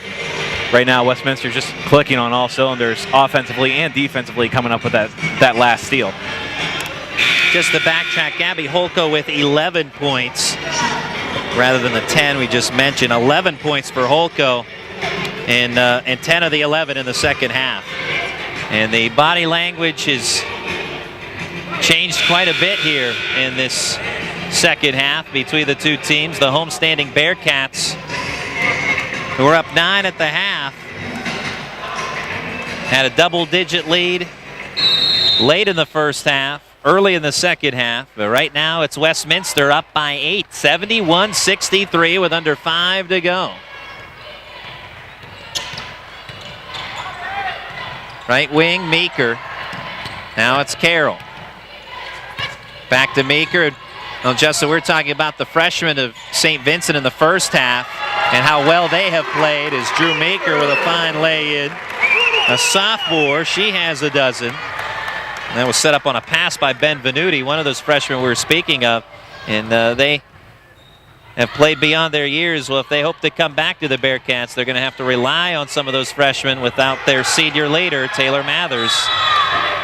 Put back by Bortz. Doesn't drop, but she'll go to the line for a pair. Foul number 4, Mel Collins, her second, team 7.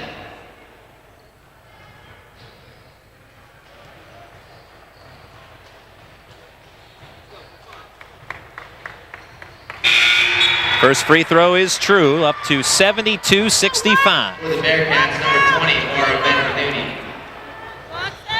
Allison Bortz, 5'10" junior. Knocks down both. Jersey! Now, Bortz, one of the players challenged with the difficult task in trying to guard Taylor Mathers today. She won't have to worry about that now, but still has a formidable foe as she works on Bree Zajac. But from the outside, a three-pointer knocked down by Hannah Carroll. She has 11. And the Bearcats trailing by 5 at 73-68 with under 4 to go. Timeout. St. Vincent will keep it right here. Now both teams finding some success with the three-pointers here down the stretch. Westminster 9 of 20 from the outside for the game, 45%. And that was St. Vincent's 5th make. They're 5 of 20, so a little worse rate, 25%. But sometimes it's a matter of making threes in key situations. Saw Holko from the corner a few moments ago there, Carroll from the wing. Just when you think Westminster's not going to go away, now St. Vincent's not going to go away. Who knows, this game could go 3, 4, 5 overtimes before we're all done. That would be bad news for the men's game, but they'd have to sit around and wait a little bit. I'll tell you what, whatever is going to happen, I have a feeling it will be exciting. That is for sure. Grandy trapped in the quarter. It's an out to Schaefer, now it's Zit. Zit has it poked away from behind by Weems into the arms of Benvenuti. So the press gets to Westminster, something that was very successful for the Bearcats late in the first half. And not just the lead changes have been exciting in this game, the possession changes have been exciting.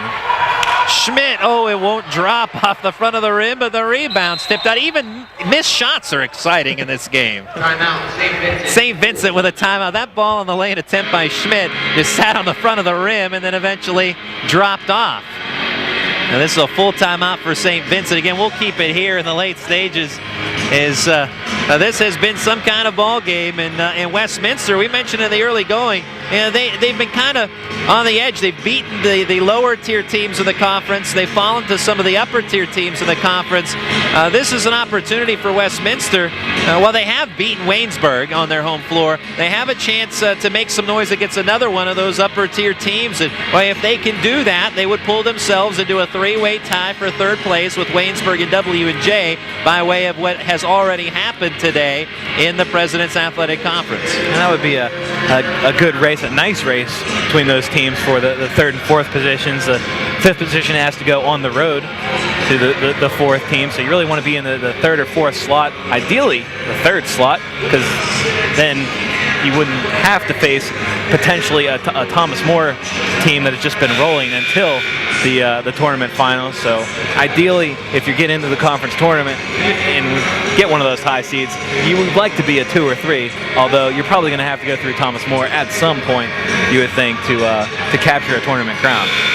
Yeah, you figure if you can, at all costs, you'd like to stay on the opposite side of the bracket from Thomas More, and a 2 or 3 seed would do that. Right now, St. Vincent sitting in the second spot of the conference in Westminster. They can pull this one off today on the road. They would then be vying amongst 3 other teams for the 3 spot or the 4 spot even. There's another turnover by St. Vincent as Gabby Holko with it. 73-68 our score as we approach the 3-minute mark of the second half. Courtney Zitt, who's been huge in the second half, hits another, and it's 75-68. Zitt with 17.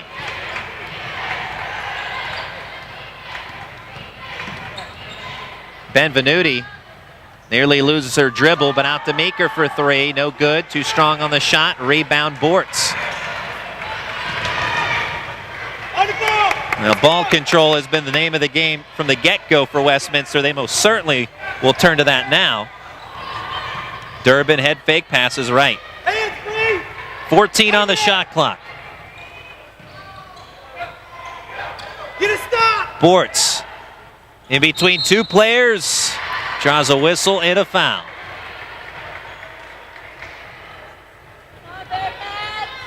Foul on Brianna Zajac. Her second. It's the 8th team foul for the Bearcats, but it's a shooting foul for Allison Bortz. She's 2 for 2 at the stripe today. Make it 3 for 3. For the Bearcats, number 14, Susie Ellis.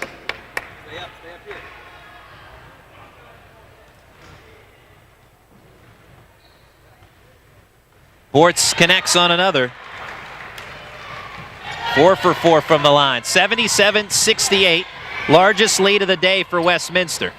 Comes at the right time as far as the Titans are concerned, I'm sure. But St. Vincent with an answer. Out of the left corner, Susie Ellis with her first make of the day, and what a time for that. Timeout, St. Vincent. We'll take a break with them. A full timeout on the PAC Sports Network. Generations, Sharps Furniture has been proud to serve Southwestern PA with their brand of personal service. Being an authorized dealer for Lazy Boy, they are dedicated to providing the finest quality products made here in the US of A. Looking for custom upholstery? Sharps carries a large selection of upholstery to choose from, all made in America. And their friendly staff will deliver right to your front door. Sharps Furniture, your authorized Lazy Boy dealer. Family owned, family operated since 1917. Located just off I-70, exit 19B in Washington, PA.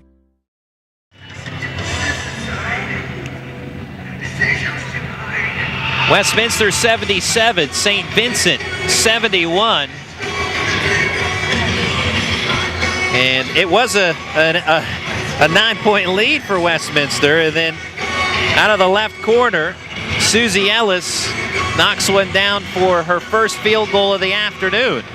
And another freshman stepping up for the Bearcats. Definitely needed some kind of offense. A 3 was huge that last possession, and indeed they did find the 3. Just not going away.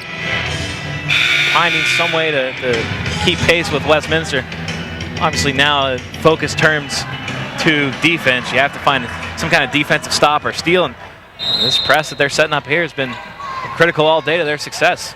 For Westminster, break the press. But trapped is Courtney Zitt near the sideline, and Westminster wants a timeout.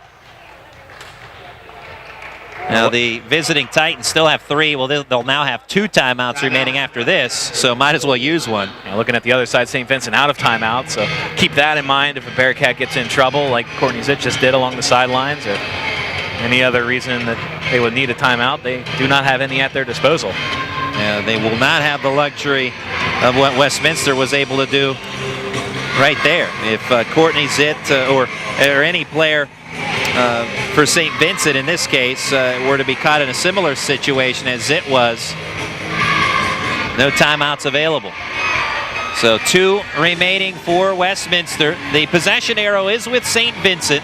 The lead is with Westminster, a 6-point advantage. Foul situation, 9 for Westminster, 8 for St. Vincent. That's your game reset.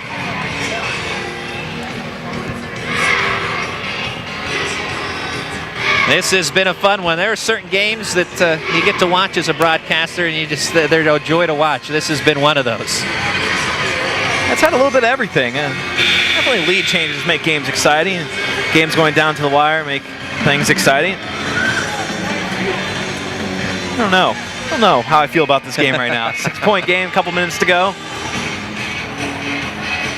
I don't think anyone knows how to feel about this game. That's the fun part of it. 2:09 remaining. Well, taking care of the basketball here for Westminster is definitely key. And obviously, St. Vincent, we've talked ad nauseum about the pressure, and here it comes again. Holko accepts the inbounds pass, spins around, passes to Zitt. Zitt is fouled. Schmidt with contact. Wanted the steal. It was incidental contact, but it knocked Zitt off her feet. That'll be the 9th on the Bearcats, so 1-1 here for Courtney Zitt. 14, Susie Ellis, and number 40, Hannah Carroll. The St. Vincent Now Zitt and Gabby Holko, the 2 seniors for Westminster, have led the way in half number 2. An important free throw attempt on the 1-1. No good. Rebound goes to St. Vincent and Hannah Carroll. Weems surveys as Benvenuti to Carroll. Carroll with a head fake looks to Ellis. 6-point game. Zajac. Right-handed shot spins off the front of the rim. Rebound Holko. She's chased by 2 players. Bump from behind, no call. She'll circle out in the half court. 1:36 to go.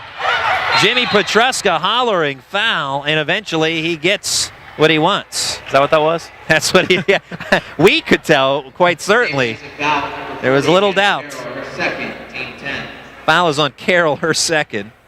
And now everything will be 2 shots at the line for any Titan.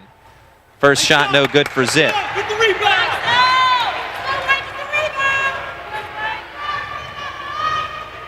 Zitt, a 71% free throw shooter. For the most part has been good today for the line, from the line. Misses the first, hits the second. She has 18. 3-possession game. 1.5 to go under that on the clock. Ellis going inside, pass is tipped by Bortz and stolen by Holko. Holko will back it off. Foul, foul, foul! And there you have it. Well, the instruction was to foul, but it's a turnover for Westminster. They have stepped on the baseline. A foul was going to be coming, and now Zitt with a foul. Oh, there's a gimme for St. Vincent. Boy, Courtney Zitt trying to get aggressive there off that ball being rolled in, but unnecessary. Now it puts St. Vincent at the line with the clock stopped, and everything is 2 for St. Vincent as well. Weems misses on the first try. 5'2" freshman from Prince Frederick, Maryland, and Calvert High School.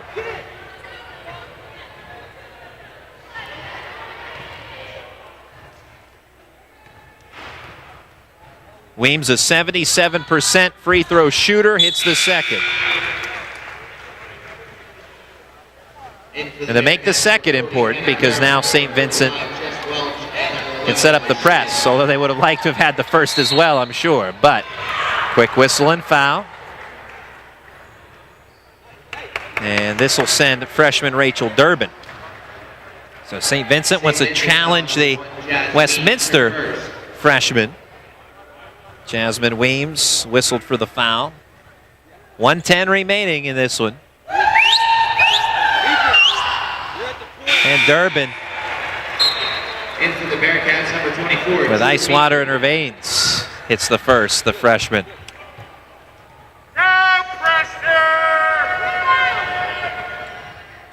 Now, best attempts, as you could hear over our crowd mic from the Carey Center, to rattle Durbin go unfounded.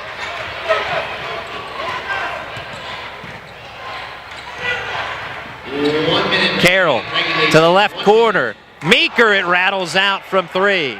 Rebound Zitt. Able to spin her way out of traffic. It takes a hard foul from Allie Schmidt as she topples to the floor. Zitt helped up to her feet by her teammates. And again, it was another one of it was just an aggressive play, unintentional, as most of those type of fouls tend to be. Just a hard contact. Zitt was caught up high near the throat as she came back toward the line for Westminster and was holding her chest and throat area. Timeout called by Westminster. This will be a 30-second timeout. And with 52.1 seconds to go, we'll keep it here. But perhaps the timeout, well, I'm sure a couple of reasons. A strategy session for Roseanne Scott, but also to give her free throw shooter a couple of seconds to literally get a breather here because she was basically chopped in the throat. I'm not sure if you mentioned it or not, but that was also 5 fouls on Allie Schmidt, so she's also disqualified from the game. And going over personnel right here in the St. Vincent huddle. Definitely devising some kind of plan after these free throws in the Westminster huddle. 52 seconds to go, up 8 with free throws coming for Westminster. Possession arrow in St. Vincent's favor. Both teams in double bonus. One turnover remaining on either side. That's the Titans.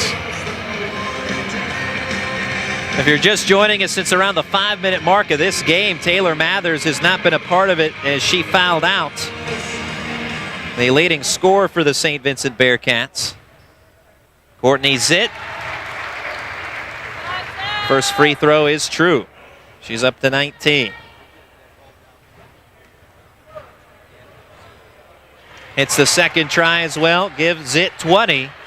And the lead is 10 for the Titans, 82-72. Now Bearcats trying to slow or lengthen the game with the fouls, but they need buckets, and they get one there by Ellis. Zitt stumbles but is bumped and fouled. Weems and Meeker in the area.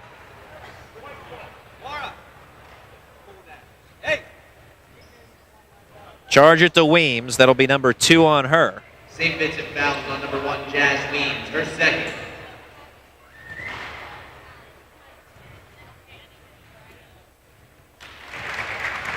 Now Courtney Zitt, as we mentioned earlier on with the knee injuries the past couple of seasons, this has to be a great joy to have the opportunity that she has here in her senior campaign, and playing very well today. Has been huge in the second half. Kickball on Schaefer.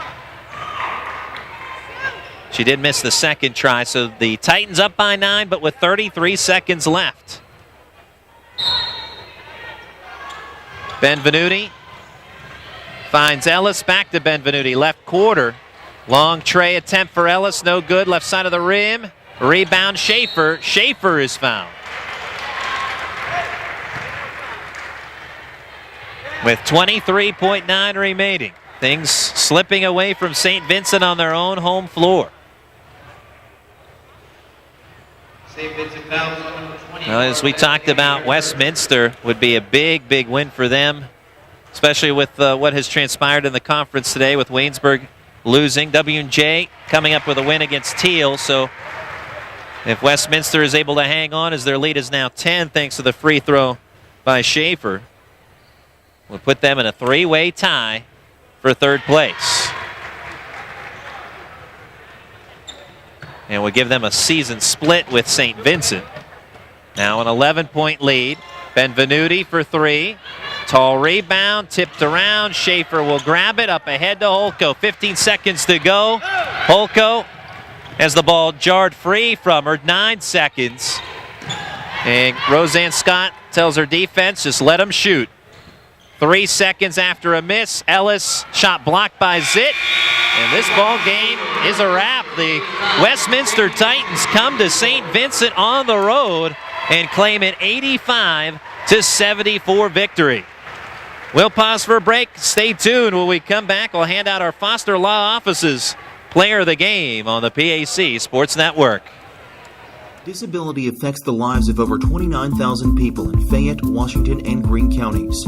Tri-County Patriots for Independent Living are people with and without disabilities working to meet those needs in the community. The success of Triple comes from the commitment of a dedicated board of directors, its members, and volunteers. To continue to improve services, Triple is renovating the historical YWCA building located at 42 West Maiden Street in Washington. This will allow for an assistive internet cafe, increased veteran services, and transportation and wellness to provide skills to help with independent living.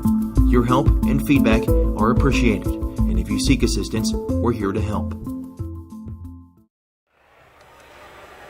And we are back at the Carey Center. Westminster with what is a big victory for them, 85-74. They outscored St. Vincent by 20 in the second half. They trailed it by 9 at halftime and whittled down the lead of St. Vincent till the point that Westminster had grabbed the lead at 56-55. The lead exchanged hands for quite a bit, and then Westminster, behind the play of Courtney Zitt and Gabby Holko in half number 2, able to pull away for the victory as Courtney Zitt finishes with 21 points today. Gabby Holko with 11. For Zitt, of her 21, 16 came in the second half. For Holko, of her 11, 10 came in the second half. Also add Hannah Schaefer, who was consistent throughout, and she picked up 18 points today, and Rachel Durbin, a freshman, with 14. For St. Vincent, part of the storyline, Taylor Mathers had 15 points this afternoon and early evening, but she also fouled out with about 5 minutes to go. Mara Benvenuti did her best to keep St. Vincent in it with 13. Drew Meeker with a dozen, 9 of her 12 in the second half, and Hannah Carroll with 11. But all in all, Westminster, and really, you hit the nail on the head when you're talking about Gabby Holko, but the same can be said for both Holko and Zitt. Players like that, you can't hold them down forever, and they really sprung loose at the right time in the second half. Yeah, well, Holko, it was so drastic, coming in averaging 14 points a game, having 1 point for most of the game. It was kind of incredible how she hadn't scored and she really didn't have any shot opportunities, and Zitt was the same way in the first half, just 5 points. She really exploded there down the stretch. Before Taylor Mathers fouled out, she was aggressive in taking the ball to the hoop and found a lot of success, and then after Mathers came out of the game, that's really when she came alive and did great things. The Titans really exploited the paint area down the stretch, and that's really helped them balloon that lead into what it was, 11-point victory. Well, we won't talk too much more about this one as the men's game will be coming up not that long from now. Is 25 on the clock. It hasn't started yet, but the men's team's both out waiting to check out onto the court. So we'll hand out our Foster Law Office's Player of the Game, and after about 2 seconds of conversation, Justin Piles, we decided on Courtney Zitt. Yeah, I don't even know if it was that long.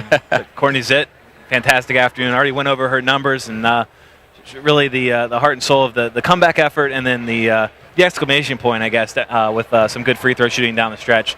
And also give it up for Rachel Durbin and Hannah Schaefer, too, being able to keep Westminster relatively close before Holko and Zitt had the second half down the stretch performances that they did, because without those performances in the first half from Schaefer and from Durbin, you're not going to see a Westminster victory here today. We're not even talking about Courtney Zitt and Gabby Holko. You're absolutely right. It was Schaefer who held it together for the Titans in the first half and continued to pour it on in the second half.